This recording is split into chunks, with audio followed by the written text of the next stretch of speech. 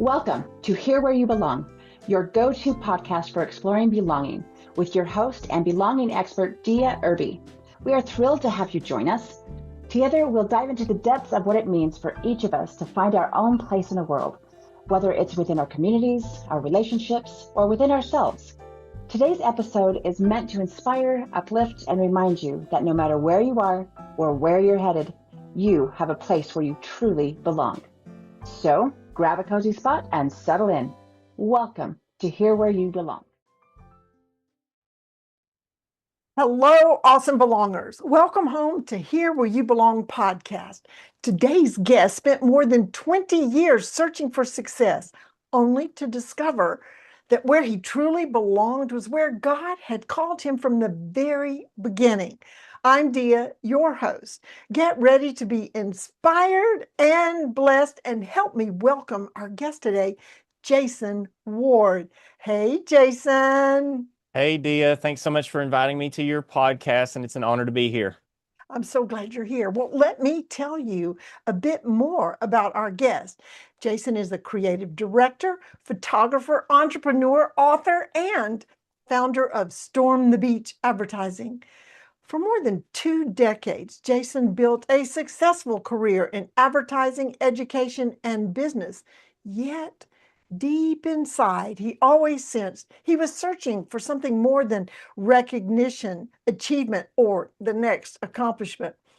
God used every experience, even the ones that didn't quite fit, to lead him back to his true calling, creating art and experiences that point people to God's glory.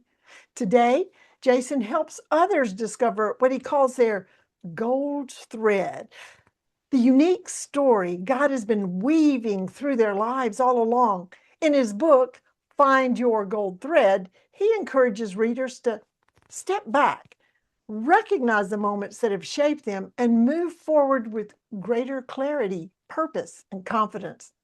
An Appalachian boy from Eastern Kentucky and the first man in his family in more than a century not to become a coal miner, Jason's journey is a powerful reminder that our greatest calling isn't found by chasing success. It's found by discovering where God has been leading us all along. Jason, any additions, subtractions, or corrections to that introduction? One tiny correction, and I'm happy to be on the mic to tell everyone that it's not Appalachian, but it's Appalachian. So take it from an Appalachian boy that if you ever hear it on the news, they're probably saying it wrong. It's actually Appalachian, and that's true. I'm an Appalachian boy, and I must say for your listening audience that you can take the boy out of Appalachia, but you can't take the accent out of that Appalachian boy. I've been gone for longer than I was there.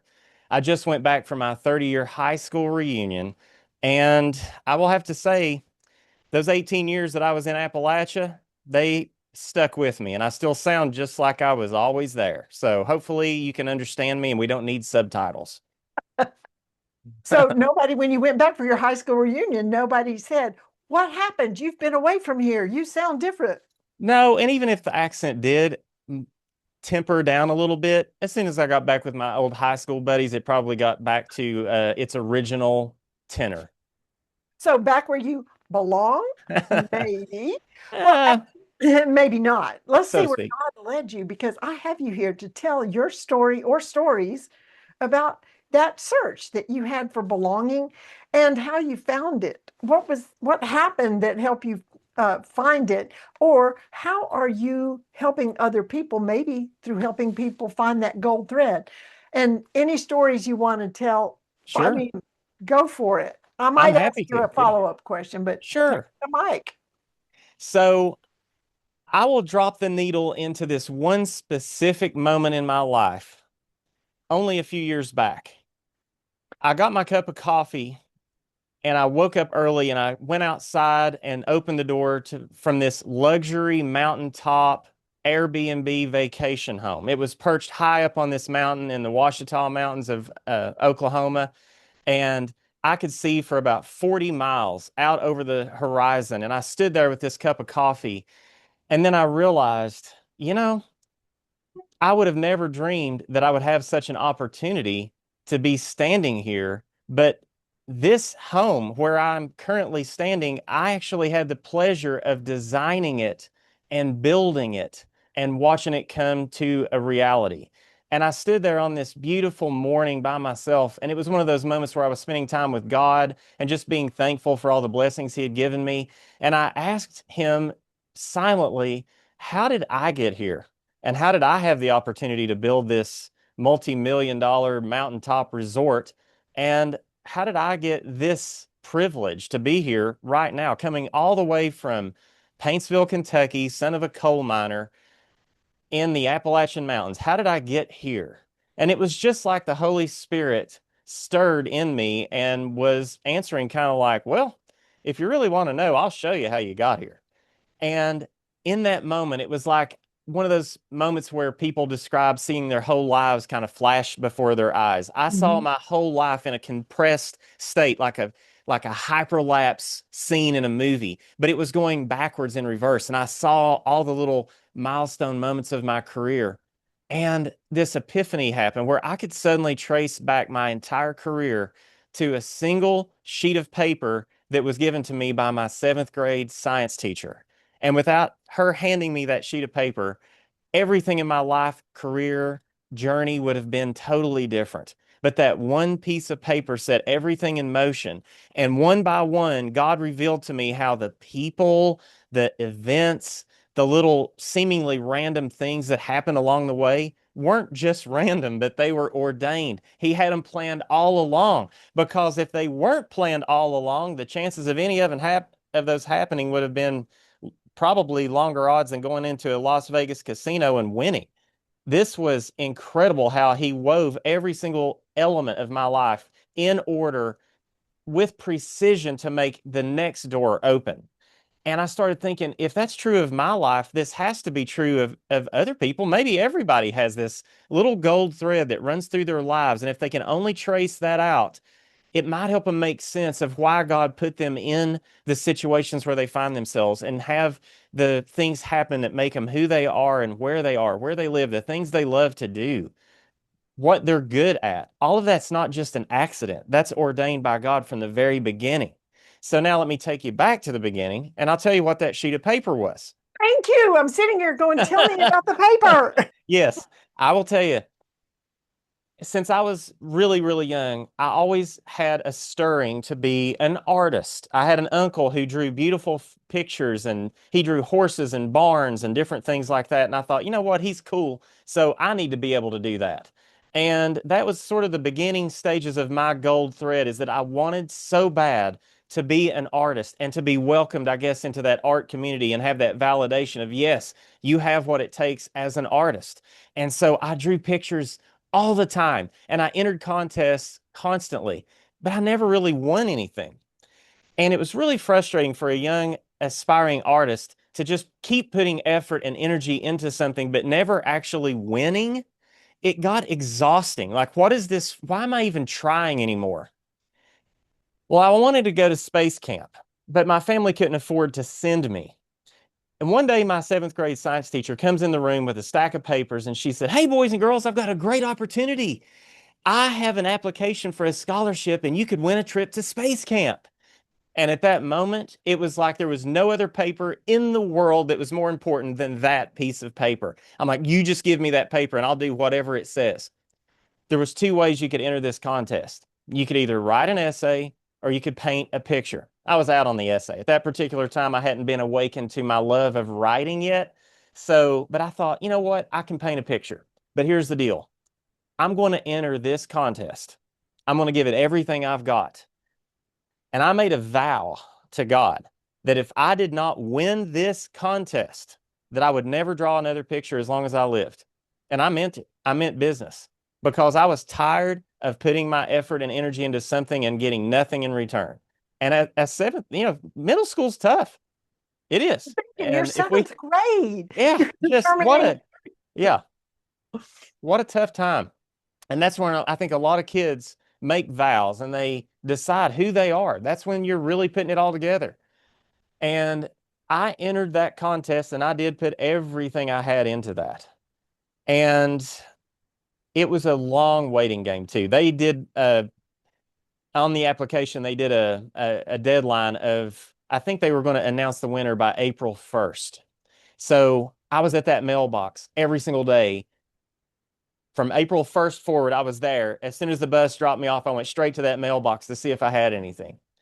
And day by day, and the weeks went on and nothing came.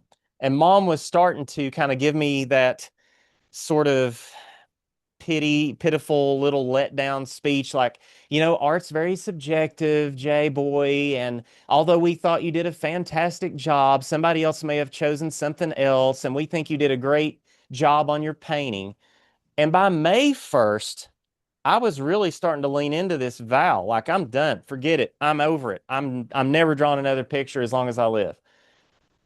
But on my birthday that year, May the 17th, we were on our way home and we got back home fairly late from going and doing all the little birthday things.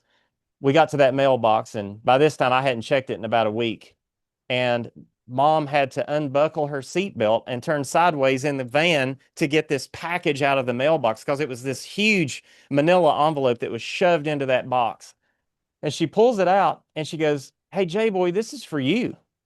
And she gives me this huge envelope that's taped with packing tape. And I see that it's from NASA. And so I open it, and inside is a letter that I hadn't seen before. The first line on the letter said, "Congratulations. Out of all these entries, your work was received, it was reviewed, and chosen as a winner." And I got that trip to space camp. And while it didn't really set me in motion to being an astronaut, excuse me, what it did do is it launched my art career. It gave me that validation and that sense of belonging that I had always been looking for as an artist. And pun intended, it launched my art career. And I didn't do anything else besides art from that moment on. And I still maintain my identity as an artist even now. And it's opened many doors for me. And we can go into all the ups and downs of that. But that was a graceful gift that God gave me, a validation to sort of give me that confidence that I needed to go on and pursue that. I ended up getting an art scholarship. All of my college was paid for by this art scholarship. We can go into my sense of belonging there and how I kind of second guessed that art career if you want. But that's where everything started for me. And God put every single thing in motion to make that happen. Wow. What that, I mean, yay. And thank you for telling us what the paper was. Yeah. What did the art, what what was the picture? What did you draw? Can you? Yeah. So I drew a picture of the space shuttle taking off, probably from Cape Canaveral, and I painstakingly sketched it out multiple times to kind of get in the rhythm of drawing it before I used the one single artboard that my mom was able to scrap up in this little rural town. She found some acrylic paints and a few artboards for me, and I knew I only had really one shot at this thing. So I painted that picture and sent it on its way.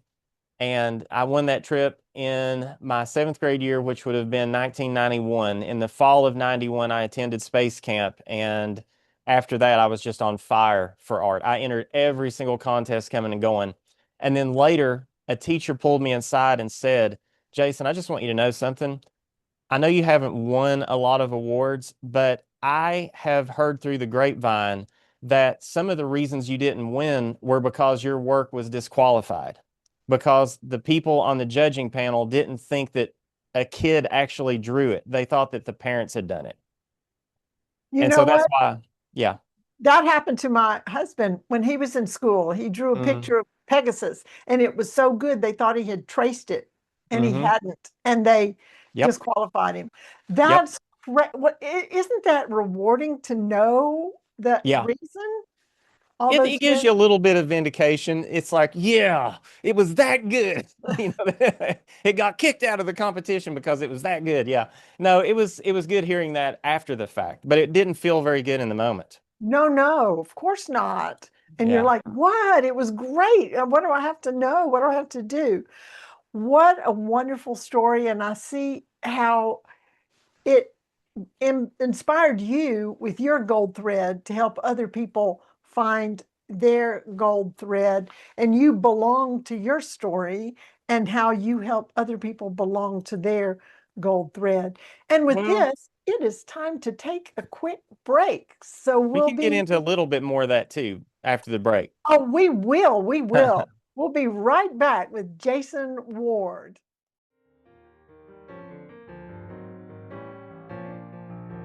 Hey there!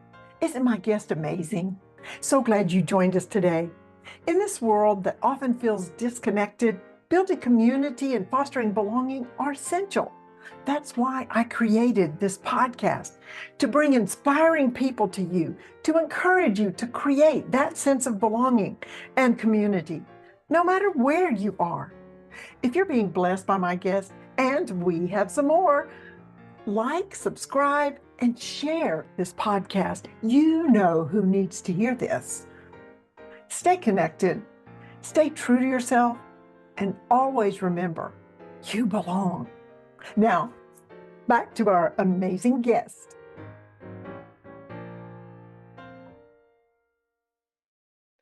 And we're back with the fabulous Jason Ward. And if you've heard any of my episodes, you know I ask my 3 favorite questions, and he's not going to get away without answering them, even though we may veer off in the answers. But the first one is, what do you consider is your greatest accomplishment? At the moment, I'll have to say that all 3 of my kids have accepted Christ into their lives and are Christ followers. And my oldest son thinks he might even want to go into the mission field. So really nothing compares to that. I totally agree. That is a blessing. And God has really blessed you with that. Oh, yeah. I can't even take credit for it. Yeah, I've taken them to church, but their heart was just solid. And Ooh. God did that. Well, I'll celebrate with you about that. Mm-hmm. Now, you mentioned that your art, and you're an artist now from that moment. I know that there are the second greatest accomplishments, or what comes Whew. after that?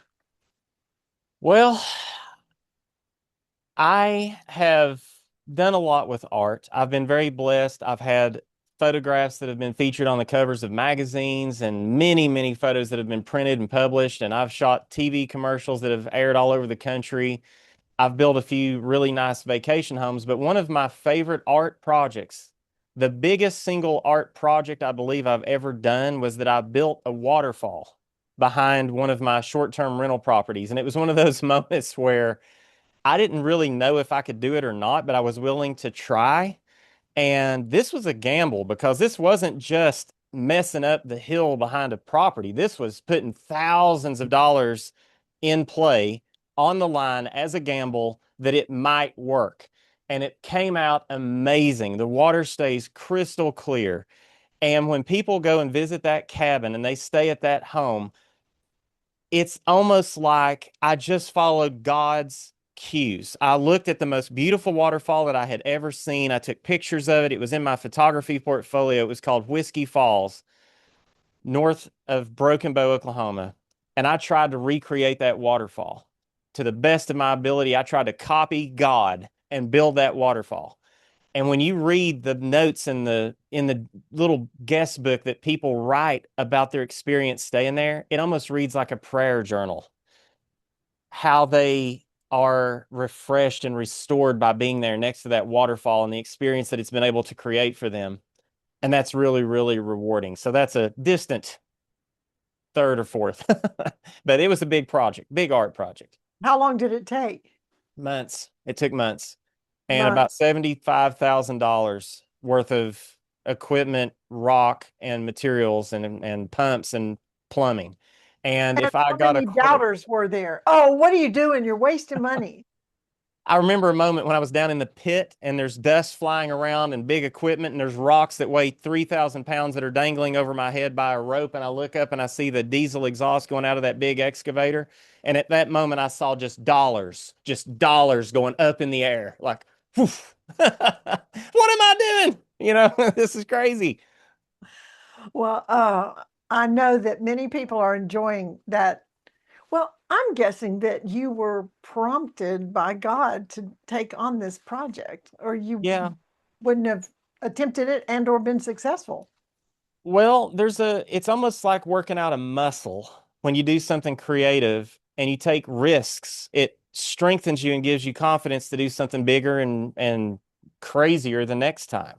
And my life has been just a compilation of crazy. And so I really almost become immune to crazy after a while. So I'm willing to try just about anything. Was that the craziest thing that you've done?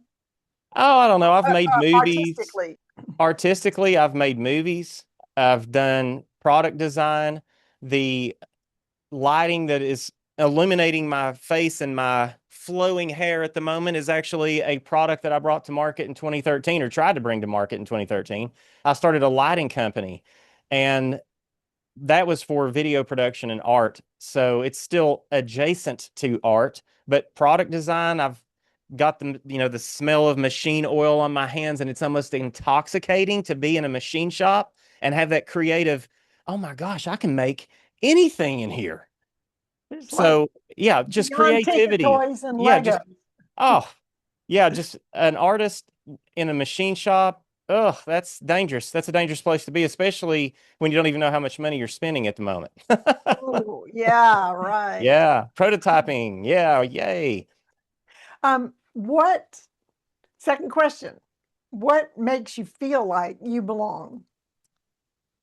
Well, I will tell you, when I got my scholarship to the University of Louisville as an art major, I suddenly realized that saying that I was an art major did not have a good ring to it. When you're walking around campus and you're meeting all of your peers and classmates, and the first question out of their mouth is, "Hey, what's your major?" I would have to say, "Well, I'm an art major." When everybody else is saying things like, "Well, I'm pre-med, I'm pre-law, I'm in business school, I'm in engineering school, I'm an art major." To the young ladies on campus, that was not very impressive because that was akin to starving artist territory. So I Right? needed to feel like I belonged.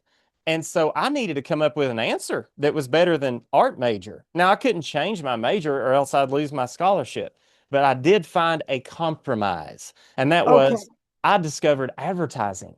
And I thought, you know what? Yes, this will work. I can start telling these young women that I'm going to be an art director and I'm going to work at an ad agency. It comes with a salary, a cubicle, and an income. Hey, that's novel. It comes with an income. And so I started hanging my hat on that just so that I would have that sense of belonging. And at that moment, I stopped trusting in God and tried to manufacture my belonging. I tried to manufacture my career and my success and wouldn't take no for an answer. When God tried to close that door politely, I put a boot through it.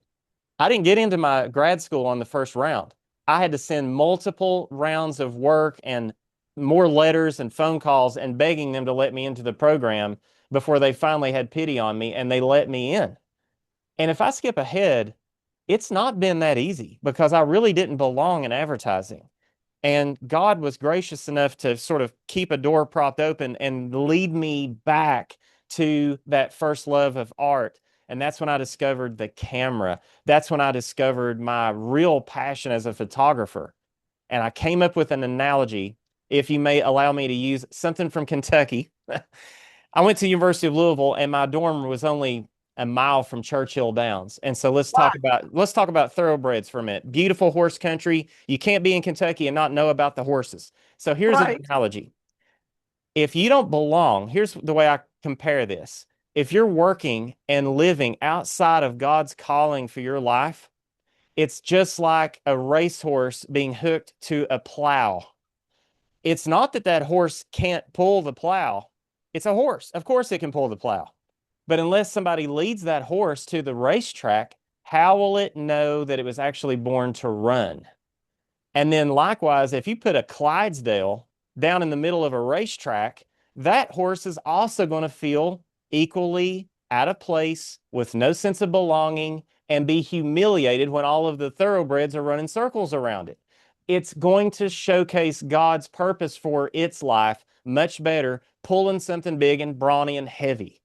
And that's where I found that my gold thread finally started to emerge. When I got back behind the camera, I had a lane where I could run in, and I could thrive in that lane, not just survive. So many of us are just surviving our careers, surviving our lives. We don't really love what we do. We can do it, just like that horse. It can pull the plow, but that's not where it belongs. It's not where it's supposed to be. And that's when God was gracious enough to lead me back to photography through a wild circumstance. Last little anecdote. I was teaching advertising at Dallas Baptist University. And over a brief conversation with the chair of the art department, I had told her how I was taking my camera and I was experimenting with doing tabletop photography and shooting products for some of my advertising clients. Well, she remembered that. And a situation came up and she gave me a call. I think it was on a Friday afternoon. And she said, Jason, we've got an issue. One of our photography professors is not going to be able to teach her class. She has a high-risk pregnancy. She's going to have to go on bed rest, and she's not able to teach that class. Would you be able to take on that photography class? And I said, with all due respect, I'm flattered, but no, I'm not ready to teach photography, not even close. And she said, well, that's too bad because we already put 22 students in your class and you start on Monday. And I you love talk, it. It has you, a sense of humor. yeah, yeah. And so while I could have insisted on no, I thought, maybe God's given me this opportunity. And wow, you talk about learning something quickly. If you want to learn something, go in the classroom and teach it because you will do it. You will do what it takes to learn that craft or that discipline or subject. You'll learn it quickly. And that's what really started my photography career. And again, one of those God moments. That didn't have to happen. What are the odds of that happening? But it did happen. And it happened so timely that from that moment on, I used photography in every aspect of my career. And that was in 2005. And I've been doing professional photography ever since that moment. Wow. You keep referencing at God in your life. Mm-hmm. What's your God journey story? Like, Yeah. did you know God when you were 3? Yes. Or okay. Yeah. I grew up in church. My dad is a rock. He knows the Bible inside and out. I only hope to one day have the understanding of the word like my dad has. He is just an encyclopedia of the Bible. And so I knew God from an early age and accepted Christ when I went to church camp in middle school, high school, first year of high school, I think. I was 14, so yeah. And I had a relationship with God, but I had lived the good boy life for all of my high school and most of my college years, and the world sort of wore me down a little bit. And here's what happened. The gold thread was already in motion and already being woven into my life, but I allowed some black threads to come into my life as well. If there's a gold thread that weaves this tapestry of prosperity and success and opportunity and grace, then we have to realize there's an adversary. We all have a target on our back, and this adversary is Satan. And he's going to introduce black threads that threaten to smother, wrap up, entangle, and choke out your gold thread along the way. It happens to us all. It's just life. And I went prodigal. For a few years, I wanted to taste what the world had to offer. And God is willing to let you.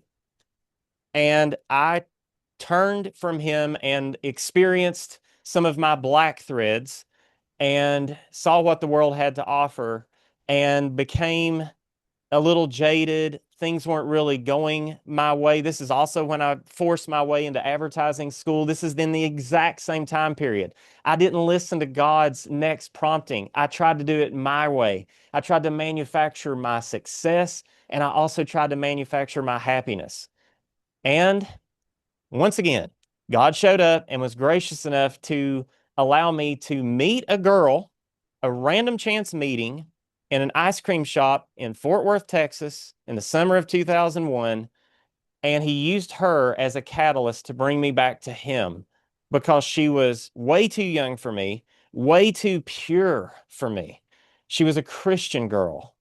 And yet God was gracious enough to let her see my potential and give me a chance. Why she gave me a chance, I have no idea. But I knew that I better not blow it. And so I kind of nipped it in the bud and I closed some of those black thread chapters and I came back on course and I started dating her and we got married a couple years later and we've been married ever since. And I would say that she is a big reason that I came back to God. God does work with what he can. Yep. And I love the analogy of the gold thread. And yes, there are the black threads that Black. Yeah. are in there that we have to distinguish and realize that we just need to cut the black threads and stick with the gold threads. Oh, good answers. Thank you for sharing that. Sure. And my third question, which is always interesting to me, what different people have to say, but what is your favorite quote? My favorite quote that I just recently heard in a sermon by Josh Howerton at Lake Point Church over this past weekend that just resonated so much with me is that if you have a pulse, God has a purpose. You have a piece of gold thread that God is weaving, and by your age, if you're older, elderly even, you might have a whole spool full of gold thread that God's woven up in your lifetime. But if you have a pulse, you still have a purpose. And maybe your purpose might be to cut a little piece of gold thread from your spool and hand it down to the next generation somehow and further what their true calling could be by giving them examples of your own. And so that right now is my favorite verse. And I also would have to say that with that, black threads, we can grab those, we can elect to get tangled up by them on our own. We can decide that we want to do addictive things and destructive things. Or we could be blindsided. We could have a bad medical diagnosis or get hit by a car and have a bad injury. Someone close to us could pass away. We could lose a job. It could just be terminated and we could be sent packing. These black threads can happen to us out of the clear blue without us even being the reason. It not even be our fault. But God's gracious enough that he can actually turn a black thread into a gold thread through his grace. And that's proof through your life. If you just look back, you'll see where some of those black threads and hardships have actually spun out into gold. And that's proof that if you have a pulse, you still have purpose. So rich. That's challenging and comforting. Yeah. I love that. Oh, I will be pondering that for quite a while. This has been fabulous. But before we close, do you have any parting words for our listeners? Absolutely. I got a little bit of truth towards the end of writing my book. I had already written the whole thing, and now I was in the editing stages with the editors at book launchers before I released the book. And then God just sort of stunned me with this truth. Like, how could you leave this out? And the truth I received was that your true calling will never be a true calling from God unless it serves others and serves God. It will never just be self-serving. If you have talents, skills, and abilities, and you do things that only enrich yourself and only build an empire for yourself, that's not your true calling. Because you can build an empire on worldly standards and basically still have accomplished nothing. You could have $1 billion industry and still have accomplished nothing. It's just like that verse that Jesus said, I'm the vine and you're the branches. Apart from me, you can do nothing. So unless you're using your God-given gifts and talents and skills to build something that serves other people and serves God, you're really accomplishing nothing. So lean into your spiritual gifting, your talents, anything God has given you as an ability. Look for ways that you can use that to serve God and serve other people. And that's when you'll live richly. It's not about what we bring into ourselves. It's what we put out. That's richness. That's being rich. It's when you put out from your talents. That is a very important perspective because even our gifts and abilities and talents, we're stewards of that. They really belong to God, and how are we going to use them for him? We're stewards. Wow, so much to think about. And I invite everyone to be looking for your gold thread. That is, and where can you get your book? Anywhere book Sure. sold? Thanks for asking. My book's available on Amazon, or you can find links to it at jasondward.com. And if you go to my website, there's actually a really cool free quiz for your listeners. It's 12 questions. And this isn't some lame aptitude test where you answer the 12 questions and it gives you what career you should do. This is based on AI, and it's almost scary how good this is. But this will actually quiz you on the level of your God-given spiritual gifting and then recommend what you might be called to do. So it's a really cool exercise, and I'm curious of whether it's accurate for you. But yes, you can find my book on Amazon as well as Audible. I recorded it into this very microphone. So if you can understand my Appalachian accent, just know you can listen to Find Your Gold Thread on Audible. I love that. Well, thank you to our amazing guest. Thank you, Jason. And to our listeners, belongers, stay connected, stay true to yourself, and always remember, you belong. This is Dea Irby with Here Where You Belong podcast, signing off. Bye now. Bye. Thank you.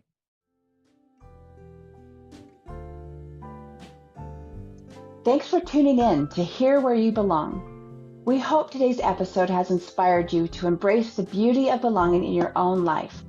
Remember, no matter where you are or where you're headed, you have a place where you truly belong.